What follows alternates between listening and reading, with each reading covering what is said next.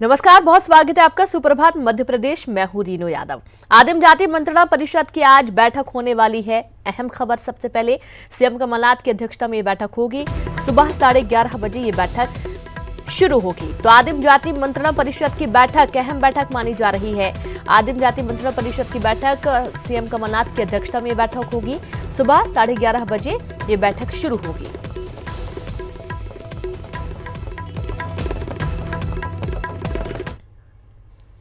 News 18 के खास कार्यक्रम में सीएम कमलनाथ ने प्रदेश के विकास पर खुलकर अपनी राय रखी। निवेश, नौजवानों के लिए रोजगार और प्रदेश की खुशहाली के लिए सरकार के कामकाज की जानकारी दी। कमलनाथ जी का बहुत बहुत स्वागत। मैं चाहता हूं कि न्यूज 18 के तमाम दर्शकों के जरिए आपके ही जरिए पता लगे कि अब आने वाले वक्त का विजन क्या है आपका। पहला साल तो लगभग 9.5 महीने थे, 2.5 महीने तो चले गए लोकसभा चुनाव और आचार संहिता में। तो 9.5 महीने में एक शुरुआत करी। हम कहें कि हमने बहुत कुछ हासिल कर लिया, ये गलत होगा। सबसे पहला था कि हम क्या टोन सेट करना चाहते हैं, हमारी क्या प्राथमिकताएं हैं, मध्य प्रदेश की किस प्रकार की हम पहचान बनाना चाहते हैं, ये सब हमारे सामने चुनौतियां थी।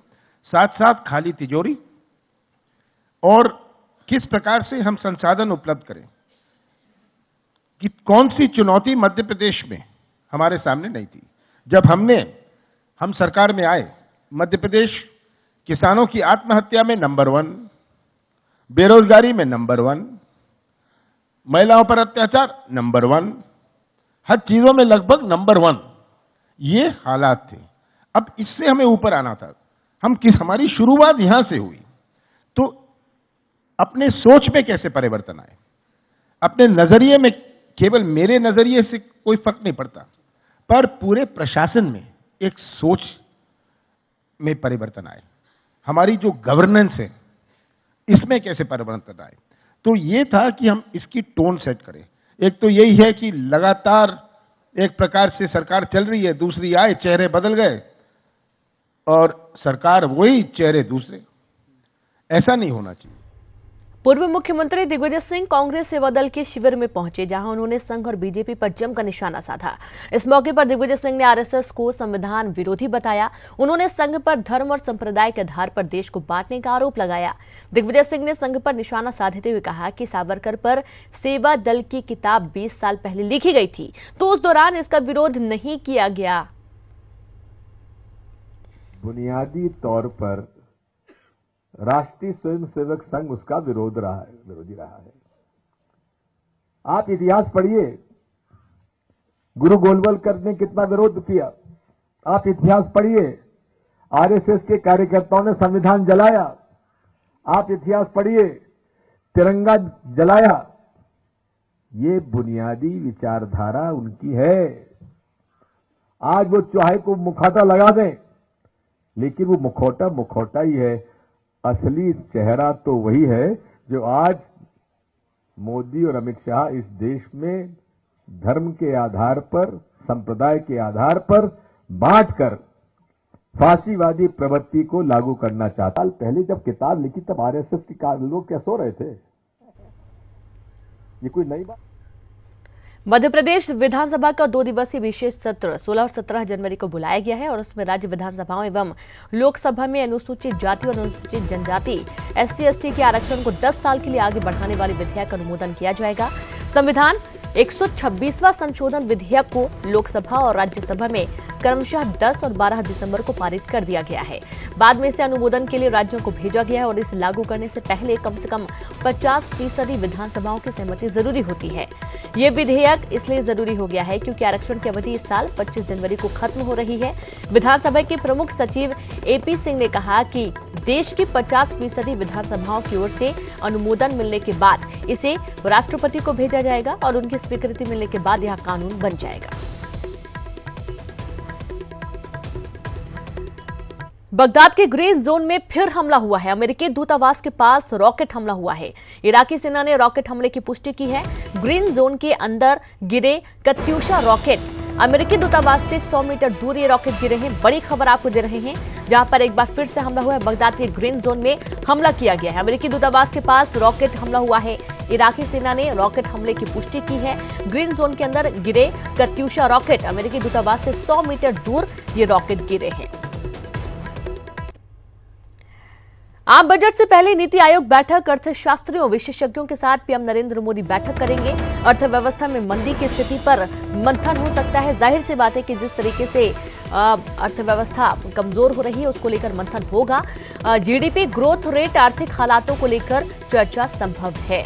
तो ग्रोथ रेट कैसे बढ़ाई जाए, जीडीपी कैसे बढ़ाई जाए, आर्थिक हालात किस तरीके से सुधारे जाएं, इस पर मुख्य रूप से चर्चा संभव है। बड़ी खबर आपको दे रहे हैं, जहां पर आम बजट से पहले नीति आयोग की बैठक होने वाली है।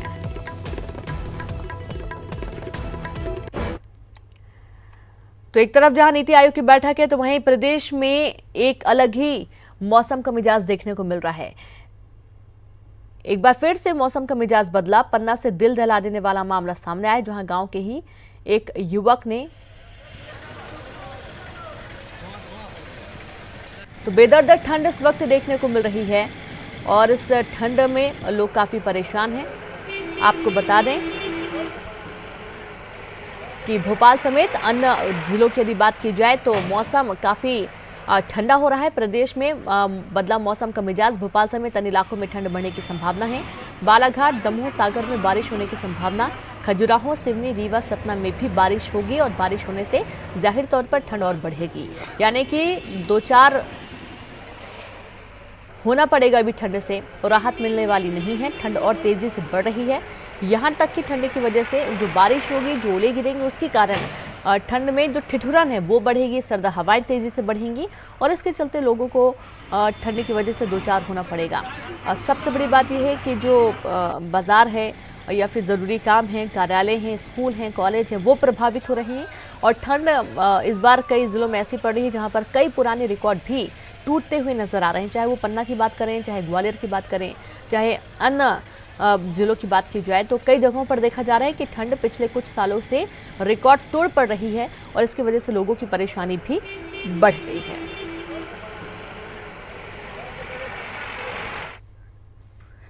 तो वहीं अब आपको प्रदेश की 5 जगहों की तस्वीरें दिखाते हैं जहां मौसम की मार से लोग किस तरह परेशान हैं। ये देखिए, सिंगरौली, दमोह, सतना, सागर, पन्ना। मौसम की मार से किस तरीके से हाहाकार मचा हुआ है और लोग कितना परेशान हैं। ठंड की वजह से लोगों का जो जीवन यापन है वो तो प्रभावित हो ही रहा है, साथ ही जो काम काज होते हैं वो भी प्रभावित होते हैं। और इसमें बारिश की वजह से ठंड में और ज़्यादा ठंडक हो गई है। सर्द हवाएं परेशान कर रही हैं, लोग बीमार हो रहे हैं, ओले भी गिर रहे हैं। और चलिए सीधे रुख करते हैं, भोपाल का संवाददाता जितेंद्र लाइव जुड़ गए हैं। जितेंद्र, ठंड अभी और ज्यादा पड़ेगी, मौसम विभाग ने कहा है कि अभी और बारिश भी होगी, ओले भी गिरेंगे, यानी कि लोगों को अभी राहत मिलने वाली नहीं है। जितेंद्र, बिल्कुल रीनू, जिस तरह से कल अचानक मौसम में परिवर्तन हुआ और हल्की बूंदाबांदी भोपाल शहर में हुई, अलग हिस्सों में हुई, इसके अलावा प्रदेश के अलग हिस्सों में भी कई बार बारिश का दौर चला, तो कह सकते हैं कि अभी जो ठंडक है मौसम में काफ़ी घुलने वाली है और जिसके चलते रात का तापमान लगातार गिरता जा रहा है। लोगों को अभी ठंड से निजात नहीं मिलने वाली और कह सकते हैं कि कई इलाकों में तो अभी सूरज अभी नहीं निकल पा रहा, जिसके चलते लोग काफ़ी अभी परेशान नज़र आ रहे हैं। जी बिल्कुल, और आपसे जानना चाहेंगे, सूरज नहीं निकल रहा है, अब लोगों को ठंड से भी परेशानी हो ही रही है, जाहिर तौर पर लोग बीमार भी होते हैं बहुत ज़्यादा।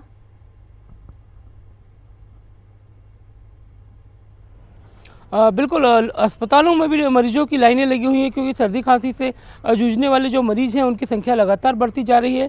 और इसी को लेकर अगर बात करें तो छोटे बच्चों की भी मुश्किलें लगातार बढ़ती जा रही हैं। उनकी स्कूलों का जो टाइम है वो अभी यही बना हुआ है, तो उसके चलते बच्चों को भी खासी दिक्कत का सामना करना पड़ रहा है। बुजुर्ग हैं वो भी कहीं ना कहीं सुबह उन्हें जो सेहत के लिए मॉर्निंग वॉक पर जाना पड़ता है वो भी अपनी दिनचर्या में कहीं ना कहीं बदलाव देखते हुए नजर पा रहे हैं। जी, आप पहले जब ठंड बहुत ज़्यादा पड़ी थी जितेंद्र, तो उस वक्त स्कूलों की छुट्टियां बढ़ा दी गई थी। अब एग्ज़ाम भी हैं, तो उसके दौरान क्या व्यवस्थाएं की जा रही हैं? क्या स्कूल का टाइमिंग बढ़ाया गया है या छुट्टियों को बढ़ा दिया गया है? देखिए, अभी तो स्कूल अपने यथावत समय पर लग रहे हैं क्योंकि ठंड ने अचानक करवट ली है, जिसके चलते अभी कलेक्टर ने किसी तरह के कोई आदेश नहीं दिए हैं। तो ठंड का जो समय है काफ़ी सुबह रहता है, जैसे आज सुबह काफ़ी कोहरा छाया हुआ है और सुबह से धुंध बनी हुई है, तो जिसके चलते जो स्कूली बच्चे हैं उन्हें दिक्कत का सामना करना पड़ रहा है। बाकी जो स्कूलों में और कुछ कॉलेजों में परीक्षा स्टार्ट हो चुकी है, वहाँ भी बच्चों को ठंड का सामना करना पड़ रहा है, मगर प्रशासन की तरफ से अभी इन स्कूलों का समय आगे निर्धारित नहीं किया गया है।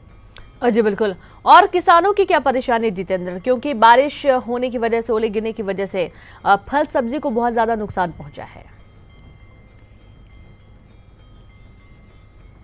बिल्कुल, अगर किसानों की बात करें तो किसान चौतरफा मार झेल रहे हैं, क्योंकि इसके पहले किसानों को अपनी बारिश से हुई फसल का मुआवजा नहीं मिल पाया, अभी तक लाइनों में लगे हुए हैं। उसके बाद फिर से एक तरह से ओला पाला से परेशान हैं, बर्फबारी हो रही है, उनके यहाँ ओले गिर रहे हैं, तो इस तरह से जो ओले से फसल नुकसान हो रही है उसके चलते किसान और ज़्यादा परेशान हैं। अब किसान सरकार की तरफ टकटकी लगाए देख रहे हैं कि कहीं ना कहीं उसका जिस तरह से फसल का जो नुकसान हो रहा है उसका उचित मुआवजा उसे मिल जाए, जिससे उसे राहत मिल पाए। जी बिल्कुल। जितेंद्र, एक बात और जानना चाहेंगे, क्योंकि ठंड बहुत ज़्यादा पड़ रही है, बारिश भी है, ओले भी हैं, और अभी मौसम विभाग का कहना है कि आगे भी और ठंड पड़ेगी। निगम प्रशासन व्यवस्थाएं तो कर रहा था, लेकिन कई जगह ऐसी थी जहां पर प्रॉपर व्यवस्थाएं नहीं देखी जा रही थी। जो यात्री होते हैं, जो सफ़र कर रहे होते हैं, क्या इंतज़ाम, रैन बसेरों के बीच चौराहों पर अलाव की व्यवस्था, कैसे इंतज़ाम है? देखिए, भोपाल शहर में 4 ऐसे रेन बसेरे हैं जहाँ पर नगर निगम जो बाहर से आने वाले यात्रियों को ठहराता है, मगर ये सभी रेन बसेरे भी हाउसफुल चल रहे हैं। रेलवे स्टेशन और अन्य स्टेशन जो स्थान है वहाँ पर लोगों की ठहरने की ऐसी व्यवस्था नहीं, क्योंकि ठंडी हवा चल रही है और लोगों को भोपाल शहर में कंबल वितरित करने वाले जो लोग हैं उस पर भी रोक लगा दी गई है, क्योंकि कलेक्टर्स का कहना है कि अगर लोग कंबल ओढ़कर सड़कों के किनारे फुटपाथ पर सोते हैं तो कोहरे के चलते दुर्घटना होने की संभावना है। इसके चलते अब जो बाहर से आने वाले लोग हैं, जो मजदूर हैं, जो यहाँ मजदूरी करने आते हैं, उन्हें काफ़ी दिक्कत का सामना करना पड़ रहा है। साथ ही अलाव को लेकर भी जिस तरह से नगर निगम ने व्यवस्था की है उस पर भी कहीं ना कहीं थोड़ा रोक लगा दी गई है, क्योंकि पॉल्यूशन के चलते इस तरह से जो अलाव जला दिए जाते हैं उस पर भी अभी रोक लगी हुई है। जी बिल्कुल, बहुत बहुत शुक्रिया आपका जानकारी के लिए जितेंद्र। तो पन्ना से दिल दहला देने वाला मामला सामने आया, जहां पर गांव के ही एक युवक ने 7 साल की मासूम बच्चे के साथ दुष्कर्म किया। बच्चे को इलाज के लिए जिला अस्पताल भर्ती किया गया है, जहां उसकी स्थिति अभी सामान्य है।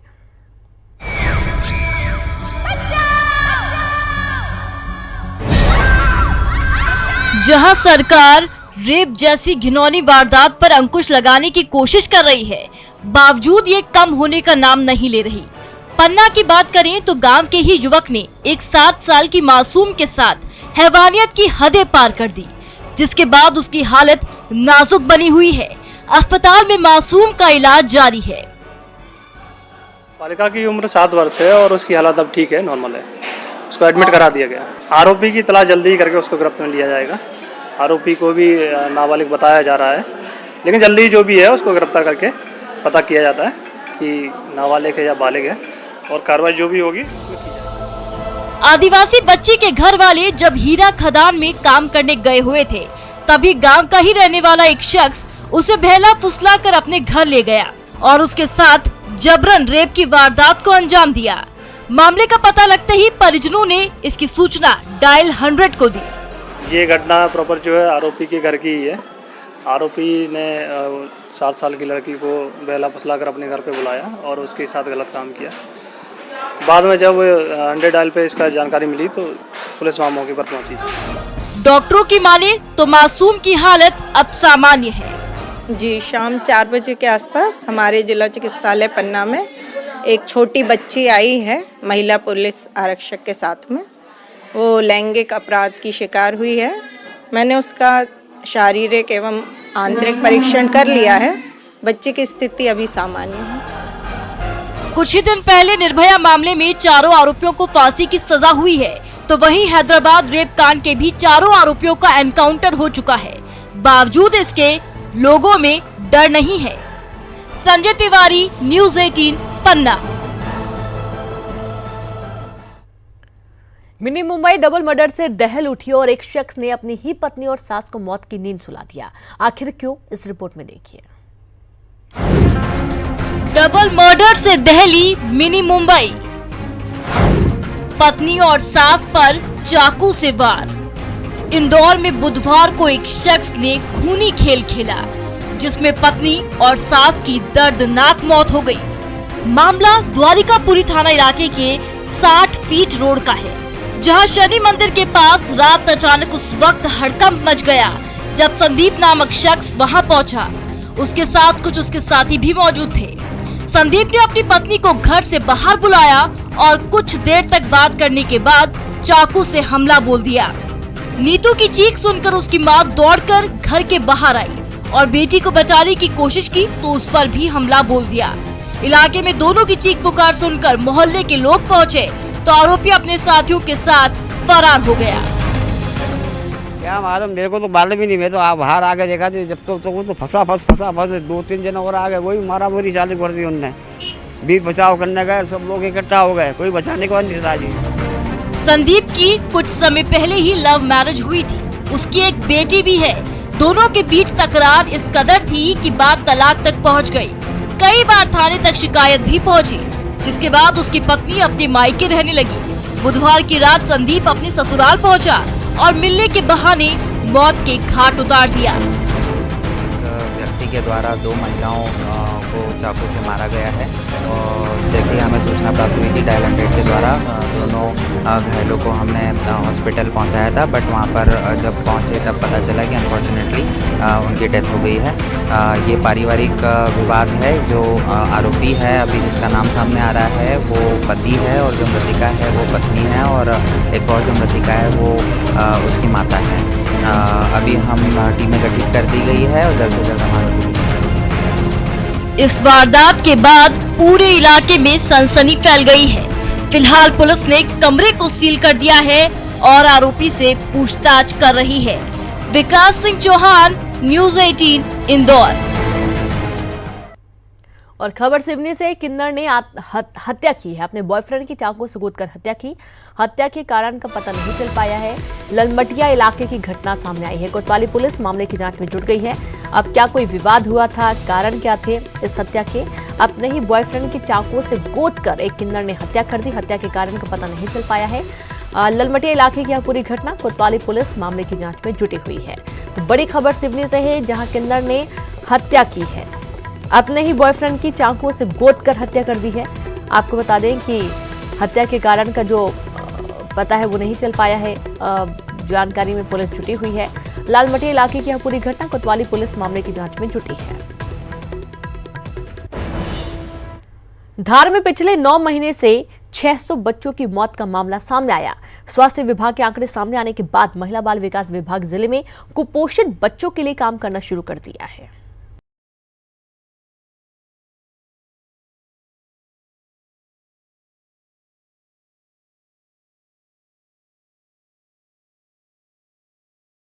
साल के पिछले 9 महीने में 600 बच्चों की मौत हो गई।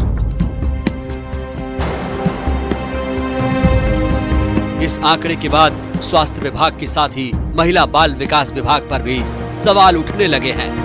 मौत की बड़ी वजह समय पर इलाज न मिल पाना और कुपोषण बताया जा रहा है। वहीं मुख्य चिकित्सा अधिकारी का कहना है कि आंकड़े एमपी के औसत से कम है। ये जो चाइल्ड डेथ रेट का जो रेशियो है हमारे यहाँ धार में, वो मध्य प्रदेश से कम है। मध्य प्रदेश का 1000 में 62 का रेशियो आ रहा है और हमने इसमें काफ़ी मेहनत करके इसको घटाया है। और हमारी कोशिश है कि बच्चों की डेथ रेट कम हो, इसलिए हम जगह जगह जाकर भ्रमण कर रहे हैं और एनआरसी में आने की भर्ती के लिए कोशिश कर रहे हैं। उधर आंकड़े जारी होने के बाद पोषण पुनर्वास केंद्रों की मॉनिटरिंग शुरू कर दी गई है। यही नहीं, कुपोषित बच्चों को भी भर्ती किया जा रहा है। कमजोर हो गया था, वजन कम था और चलता नहीं था सही से और खाता नहीं था। फिर क्या करा आपने? यहाँ पे लाके भर्ती कर दिया। तो यहाँ पे खा भी रहा है और चलते भी सीख रहा है और अच्छी दवाई गोली भी चल रही है। स्वास्थ्य विभाग रिपोर्ट के सामने आने के बाद जागा है, लेकिन सवाल ये कि जो मुस्तैदी अब दिखाई जा रही है, ये समय रहते दिखाई जाती तो शायद 600 नौनिहालों की जान बच जाती। नवीन मेहर, न्यूज़ 18 धार। और यहाँ पर वक्त एक छोटे से ब्रेक का है, हम जल्द हाजिर होंगे। ब्रेक के बाद एक बार फिर से आप सभी का स्वागत है। एमपी की पूर्व मुख्यमंत्री और पूर्व केंद्रीय मंत्री उमा भारती ने कांग्रेस पर बड़ा हमला बोला है। नागरिकता संशोधन कानून के समर्थन में छतरपुर में आयोजित कार्यक्रम में उमा भारती ने कहा कि वीर सावरकर पर जिन लोगों ने जिस लेखक की किताब के हवाले से बोला, उसी लेखक की दूसरी किताबों में नेहरू जी, इंदिरा गांधी जी और दूसरों के बारे में क्या लिखा है वो सब बता दूं तो कांग्रेसी तालाब में डूब मरेंगे।